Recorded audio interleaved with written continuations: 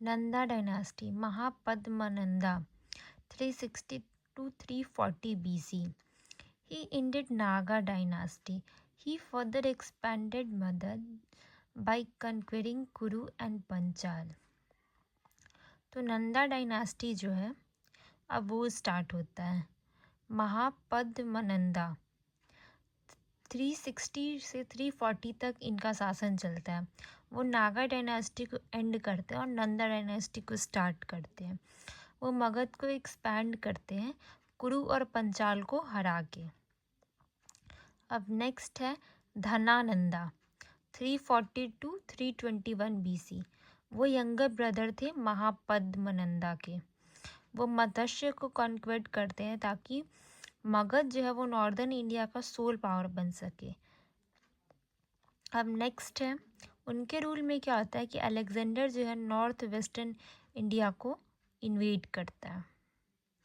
Greek source में उनको ज़ेंड्रामीस और एग्रामीस कहा जाता है, जो उनका जो टाइटल है उग्रसेन के सिमिलर है।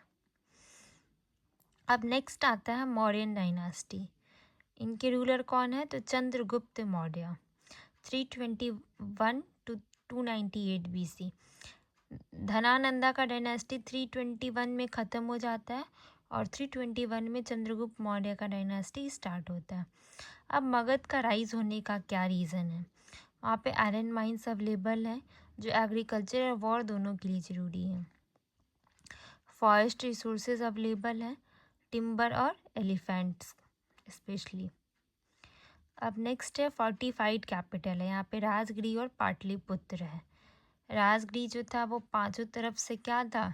फोर्ट से सराउंडेड था और पाटलिपुत्र जो है वो तीन साइड से रिवर से है। अब नेक्स्ट है लोकेशन जो इसका गैंगेटिक प्लेन्स में, फर्टाइल सॉइल में।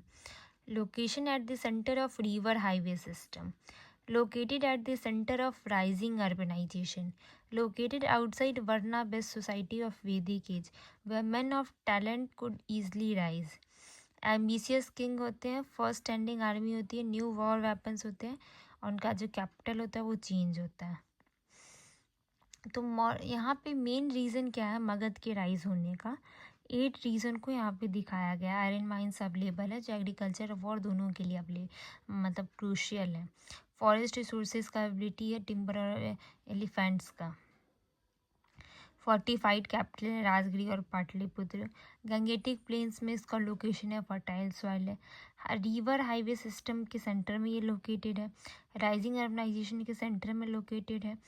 वर्ना बेस्ड सोसाइटी ऑफ वैदिक एज से बाहर ये आउटसाइड है, जहाँ पे मेन जो हैं जिनके पास टैलेंट है वो इजीली ग्रो कर सकते हैं।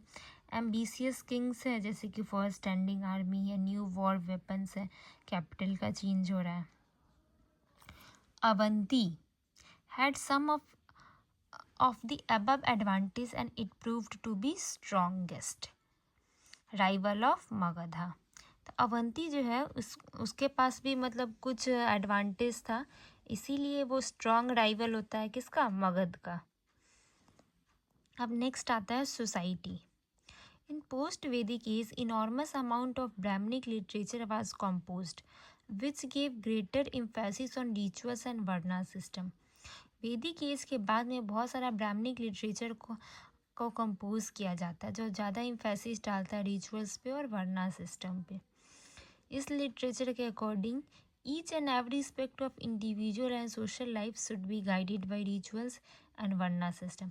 इस लिटरेचर के अकॉर्डिंग जो भी मतलब ईच एंड एवरी जो एस्पेक्ट है इंडिविजुअल का और सोशल लाइफ का वो रिचुअल्स और वर्ना सिस्टम से गाइडेड होना चाहिए। अब नेक्स्ट आता है Dharmasutra, law codes. Earliest legal literature appeared in this age called Dharmasutra, law codes. They tried to codify social norms and laws. Next है बौधायन सूत्रा, गौतम सूत्रा, वशिष्ठ सूत्रा, अपास्तंभ सूत्रा। तो धर्म सूत्रा क्या है? ये लॉ कोड्स है, जो लीगल लिटरेचर जो इस एज में अपीयर होता है उसको धर्म सूत्रा कहते हैं और वो सोशल नॉर्म्स और लॉज को कोडिफाई करते हैं। जैसे कि बौद्धन्य सूत्रा, गौतम सूत्रा, वशिष्ठ सूत्रा, अपष्टम भसूत्रा। अब नेक्स्ट आता है वेदांग। धर्म सूत्र के बाद नेक्स्ट है Vedanga. 6 Vedanga were written to explain and elaborate the Vedic literature. 6 Vedanga को लिखा गया है ताकि मतलब वो एक्सप्लेन कर सके और इलाबोरेट कर सके वैदिक लिटरेचर को। पहला है Jyotish Vedang, eyes of Veda. It explains astronomy and astrology of Vedic literature. Example auspicious time of rituals. तो 6 वेदांग को लिखा गया था ताकि वैदिक लिटरेचर को एक्सप्लेन और इलाबोरेट कर सके। अब नेक्स्ट आता है ज्योतिष वेदांग। ये आइज ऑफ वेदा होता है। ये एस्ट्रोनॉमी और एस्ट्रोलॉजी जो है वैदिक लिटरेचर का इसको एक्सप्लेन करता है, जैसे कि ऑस्पिशियस टाइम जो रिचुअल्स का उसको। अब नेक्स्ट आता है शिक्षा वेदांग जो नोज ऑफ वेदा है। It explains the pronunciation of Vedic literature and the words of Vedic literature. तो प्रोनाउंसिएशन और वर्ड्स को एक्सप्लेन करता है शिक्षा वेदांग। ये नोज ऑफ वेदा कहलाता है। और नेक्स्ट है व्याकरण वेदांग जिसको माउथ ऑफ वेदा भी कहा जाता है। ये जो भी मतलब व्याकरण का मतलब क्या, ग्रामर को एक्सप्लेन करना। ग्रामर को हिंदी में हम व्याकरण बोलते हैं। अब नेक्स्ट है निरुकटा वेदांग, ईयर्स ऑफ वेदा। ये एटिमोलॉजी ऑफ वर्ड्स जो है मतलब वर्ड्स का क्या मतलब मीनिंग है उसको एक्सप्लेन करता है। अब नेक्स्ट है कल्पा जिसको छंद बोलते हैं। ये रिचुअल जो होता है वेदा का उसको इलाबोरेट करता है, ब्राह्मण्स को। अब नेक्स्ट आता है Chhanda feet. It explains the rhymes needed to chant Vedic hymns. जो भी मतलब वैदिक हाइम्स को जो भी हम चैंट करने में जो भी राइम्स का जरूरत होता है उसको एक्सप्लेन करता है। तो हम लोग धर्म सूत्रा देखे, उसके बाद वेदांग देखे। अब नेक्स्ट है पुरुषार्थ, 4 एम्स ऑफ लाइफ। मोक्ष लिबरेशन, धर्म ड्यूटीज, अर्थ वेल्थ, कामा प्लेजर। अब नेक्स्ट आता है कि मतलब लाइफ का 4 एम है। पहला मोक्ष मिलना, दूसरा अपने धर्म का पालन करना, ड्यूटीज़, वेल्थ होना चाहिए, प्लेजर होना चाहिए लाइफ में।